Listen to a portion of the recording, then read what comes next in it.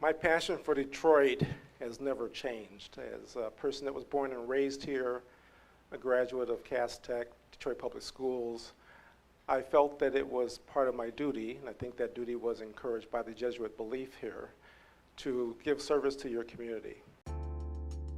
Rainey established his firm in 1993. Since then, Hamilton Anderson Associates has planted roots in projects such as City Modern, MGM Grand Detroit Casino, the Detroit School of Arts, and the Hudson's Redevelopment Project. He was the first developer to land in Paradise Valley. I'm Rainey Hamilton, president of Hamilton Anderson, also president of Hamilton Development Corporation. We're located in Paradise Valley in downtown Detroit.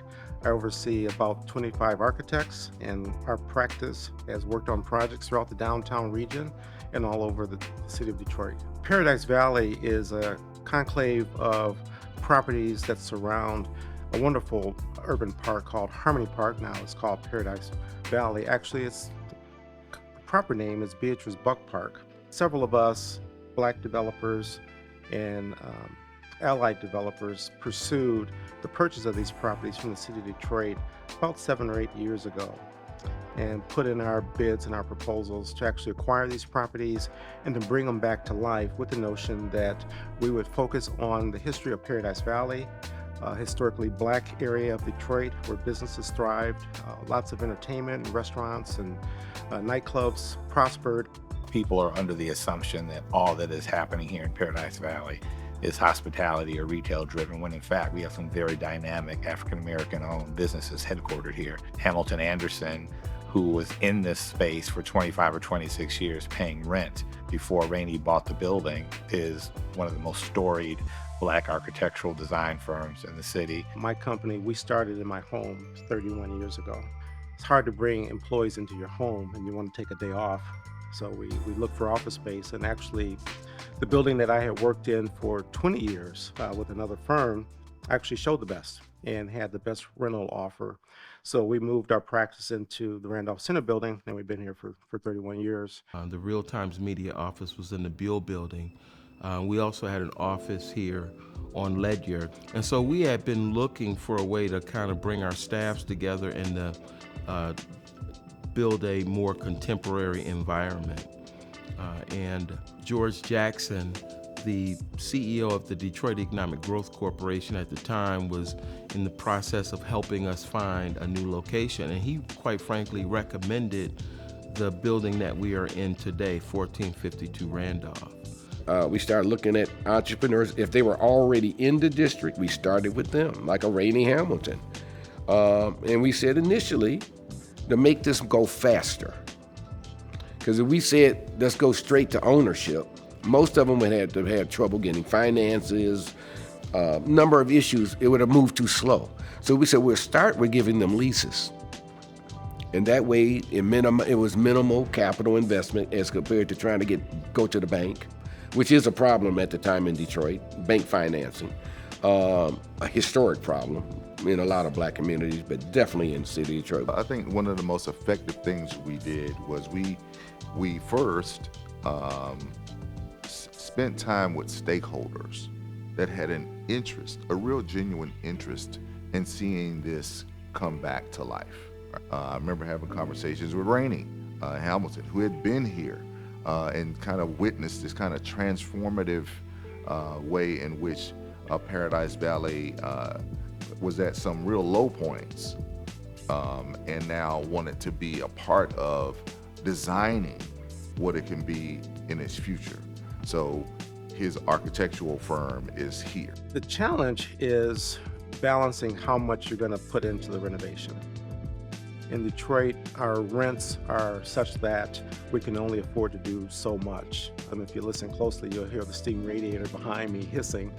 And to actually eliminate that boiler system and radiators and come back with a brand new HVAC system is really beyond the scope of what we can afford based on the rental rates to do in the Randolph Center building. So those are some of the challenges is to determine what the scope of work is going to be for the renovation, and to do it so that it matches a budget, which can be financed, which will be sustainable financially. When our development community comes to us and says, look, we need some gap financing help, because we can only extract so much out of our own bootstraps, out of the bank that we have a relationship with, and that ain't enough, right? So can you partner with us? Well, those are challenging kinds of planning that we have to kind of help listen to. So it's always been a challenge getting the kind of resources into the mix in a place like this. The DDA has been a wonderful partner. They actually afforded us low interest loans basically for us to start the project, to actually do the demolition, as well as long-term financing for the mortgage for the property. So DDA has been a wonderful partner, and they've been right there almost from day one, actually when we proposed to purchase the property. So DDA has been largely involved. Our other lender is also Invest Detroit. So those two entities have allowed us to reactivate the building and to bring on a premier restaurant too on the ground floor. Today, the rhythm is real. The comeback has a soundtrack and a sidewalk. New businesses are rooted in old soil, and the vibe, it's undeniable. Downtown was basically a ghost town, as they would say. And over the time, that has changed. There's been a lot of champions that have come forth that see the value in Detroit, like I did 30 years ago. So now you come out at 5 o'clock and it's bustling with people walking, not just on weekends, but also on a Monday evening. There's been a change over the 31 years that we've been here that is like night and day.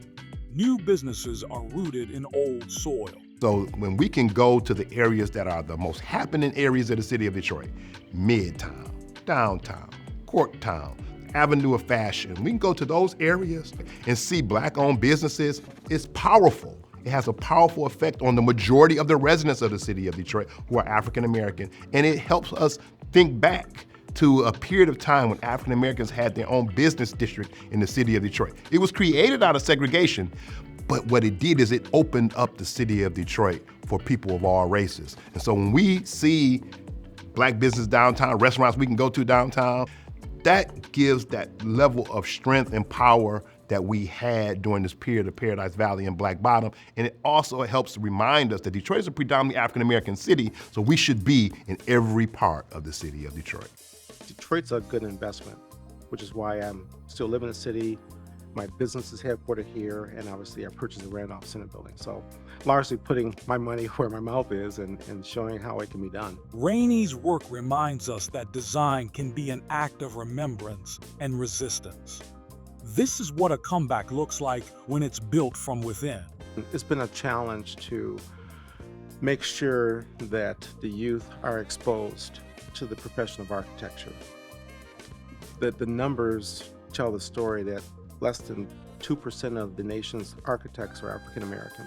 I hope our work will inspire the younger generation, especially African American children, young adults that may have a notion of how can I contribute to the built environment to make it better for all. So I'm hoping that our work and our legacy will inspire others to follow and to take that path about creating good spaces for the city of Detroit and beyond.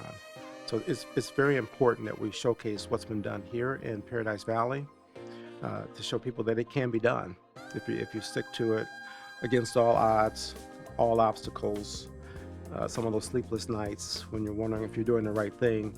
But I always come back that buying this building and for us to remain in Harmony Park, Paradise Valley, after 31 years of practice is exactly the right thing to do. And the story continues with a new developer restoring the next block, one brick at a time. Next time on Back to Paradise, we meet the man behind the next phase of Detroit's downtown revival.